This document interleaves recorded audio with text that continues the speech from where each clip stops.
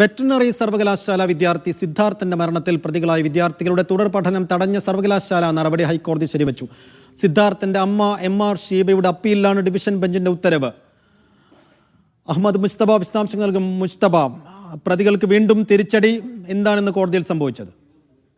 സൈഫുദ്ദീൻ, നേരത്തെ ഈ സിദ്ധാർത്ഥന്റെ മരണവുമായി ബന്ധപ്പെട്ട് കുറ്റക്കാരെന്ന് സർവകലാശാല കണ്ടെത്തിയ വിദ്യാർത്ഥികൾക്ക് വിദ്യാഭ്യാസത്തിന് അവസരം നൽകേണ്ടതില്ല എന്നായിരുന്നു വെറ്റിനറി സർവകലാശാലയുടെ തീരുമാനം. ഈ നടപടി ചോദ്യം ചെയ്ത് നൽകിയ ഹർജിയിലാണ് നേരത്തെ വിദ്യാർത്ഥികൾക്ക് തുടർ പഠനത്തിന് അവസരം നൽകി സിംഗിൾ ബെഞ്ച് വിധിച്ചത്. അവരെ മണ്ണുത്തി ക്യാമ്പസിൽ പ്രവേശനം നൽകുന്നതായിരുന്നു ആ വിധി. എന്നാൽ ഇതിനെതിരെ സിദ്ധാർത്ഥന്റെ മാതാവ് ഷീബ നൽകിയ അപ്പീലിലാണ് ഇപ്പോൾ ഡിവിഷൻ ബെഞ്ചിന്റെ വിധി വന്നിരിക്കുന്നത്. പ്രതികളായ വിദ്യാർത്ഥികൾക്ക് തുടർ പഠനത്തിന് അവസരമില്ല. ആ സർവകലാശാല നടപടി ഹൈക്കോടതി ശരിവെക്കുന്നു. അതായത് 3 വർഷത്തേക്ക് വിദ്യാർത്ഥികൾക്ക് ഒരു ക്യാമ്പസിലും പ്രവേശനം നേടാനാവില്ല. സിദ്ധാർത്ഥന്റെ അമ്മയുടെ അപ്പീൽ ഡിവിഷൻ ബെഞ്ച് അത് കണക്കിലെടുക്കുന്നു.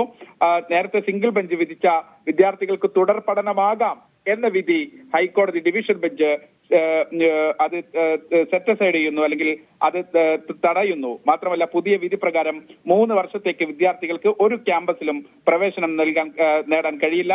19 വിദ്യാർത്ഥികളുടെ തുടർ പഠനം തടഞ്ഞ സർവകലാശാല നടപടി ഹൈക്കോടതി ശരിവെക്കുകയും ചെയ്യുന്നു. സൈഫുദ്ദീൻ.